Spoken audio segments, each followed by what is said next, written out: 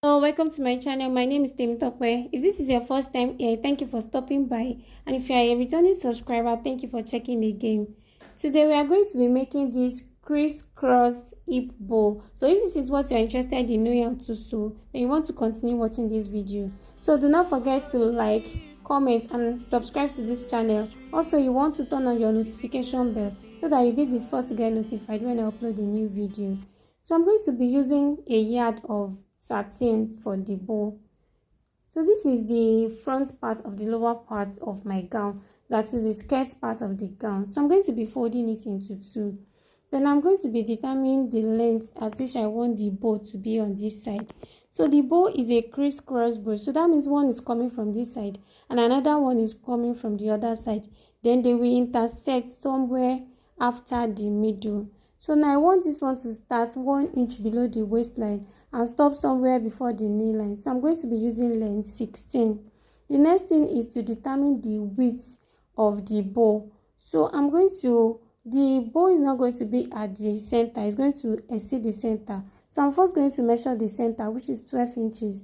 Then I'm going to be adding half of my nipple to nipple measurement, and that is 3 inches. Then I'm going to be adding 3 to 12, so that will be 15 inches. So that means I'm going to make the bow coming from here to stop at 15 inches mark.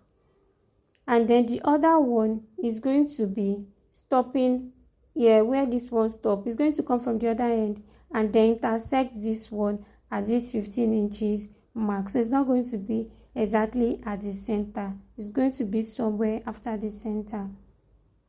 So now we already know that the length is 16 inches and the width that we are going to use for the intersection is 15 inches. But because I'm going to be turning it over, it's not just going to be on one side, it's going to come from here and turn to the other side like a crisscross. So I'm going to be adding 1 inch to that 15 inches. So that's going to be 16 inches.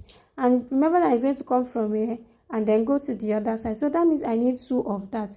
So that means I need 16 times 2, which is going to be 32 inches. So now I'm going to go ahead and cut out 32 inches for my bow on this side.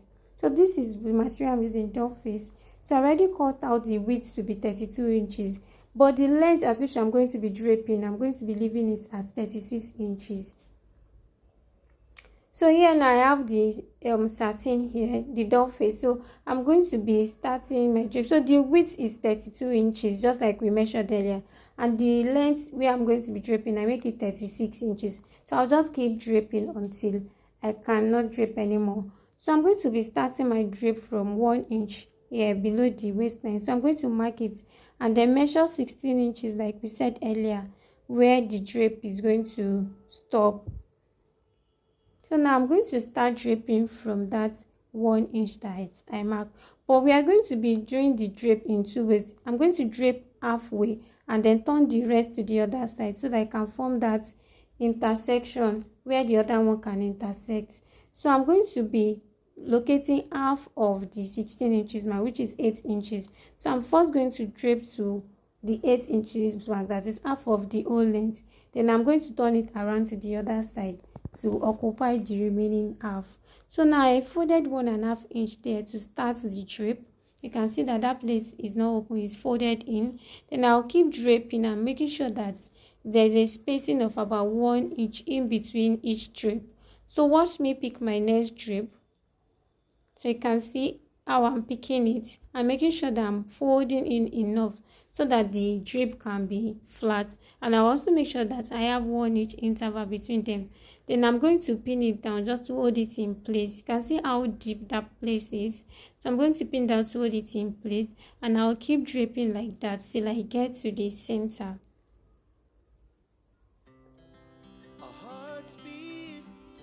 To the city streets, we began to feel the fire. We rise like tall buildings. I'm already at the center. You can see where we checked at the center there. So now I still have some fabric left. So that means I'm going to be cutting off the excess. So what I'm going to do now is to measure 3 inches. I'm going to take my tape and measure 3 inches so that I can cut out the excess. Then I'm also going to measure the excess I have there. So I have about 7.5. So I'm going to be folding from the other side this way so that I can measure that 7.5 and cut it out on a straight line. So now the remaining part, I'm just going to fold it in like this. So and make sure that it's at that center. Then I'm going to pin it down. Then I'm going to be tracing the drape all the way down. Look at the way I'm tracing it. I'm tracing it all the way down to the other side. And then I'm going to be ironing it. So now you can see I already ironed it. I can see how flat it looks. And I pinned the other side too. So I'm just going to be stitching this on my machine. Then I'm also going to be stitching the other side too.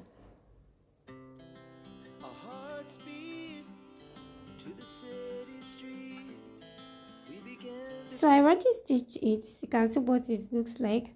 Then I'm going to be folding it to the other side, like making that cross to the second side. You know, I said you can see that we split it to the middle part, and then I'm going to be folding it like this to occupy the remaining half part. So while placing it, I'm going to take it towards the hip area, and then I'm also going to make sure that it is overlapping the previous one. And then I'm going to be pinning it on the hip area. So, you know, we marked where it's going to stop. So I'm going to make sure that it does not exceed where I marked that it's going to stop. So now I'm going to be pinning it down before I stitch it on the machine.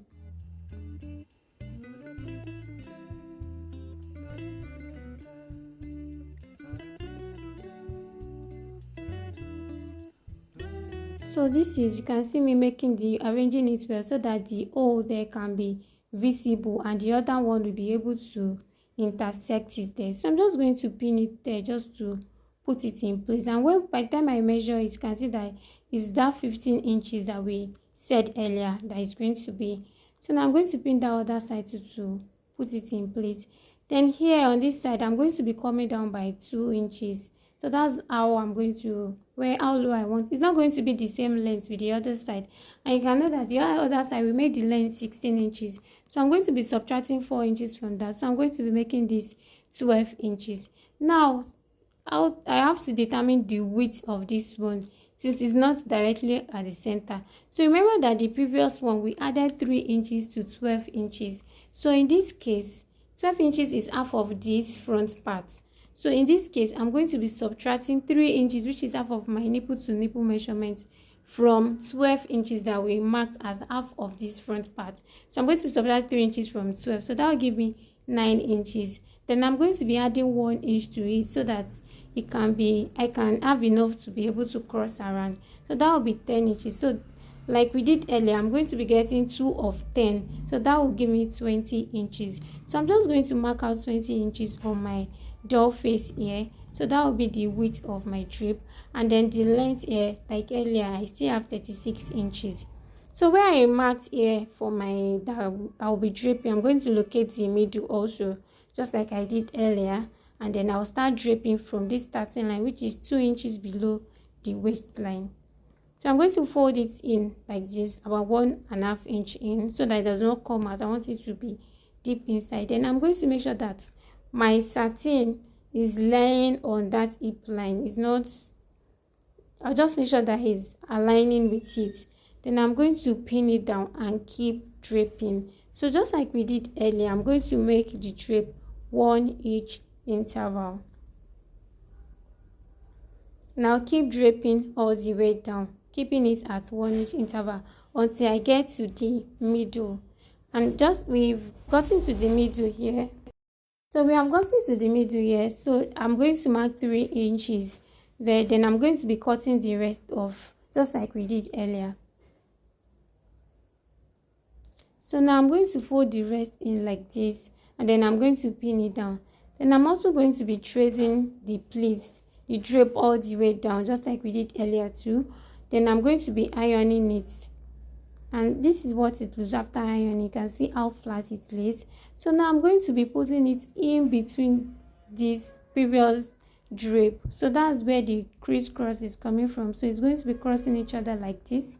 And then I'm going to be extending it to the other end here.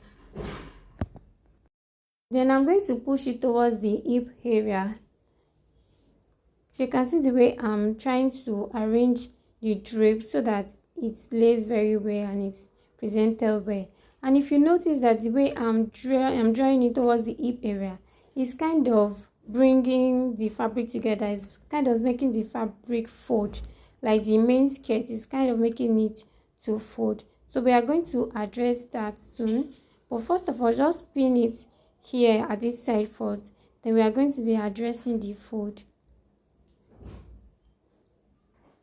So you can see that it's still folding. So what we are going to do now is, you can see that we have some excess here. So I'm going to be releasing it bit by bit to that extreme end to make sure that I start exactly from the start of the main skirt. So that means I'm going to be removing each one bit by bit so that it's going to give us some room and the clothes can relax. So you can see that after doing that, it's kind of relaxed a bit. But the truth is that it still have to fold up a bit. Why? Because when it folds up a bit, the bow is going to be very firm on the client's body. If you let it to be too relaxed, by the time the client wears it, it might start to drop. Like it might not be holding firm on her body.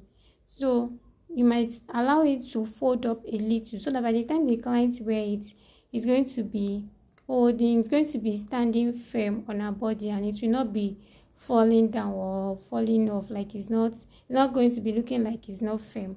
So I'm just going to go ahead and pin this and make sure that it's overlapped the previous one, but I want it to be under this way, so I think it's better this way. So you can see the way I'm placing it. Then I'm going to go ahead to pin it down, and I also want to do the same thing to this other side. I want to bring it under the previous one, so that's why I'm losing it with a blade. Then I'm going to put it under, then I'm just going to go ahead and stitch this on the machine.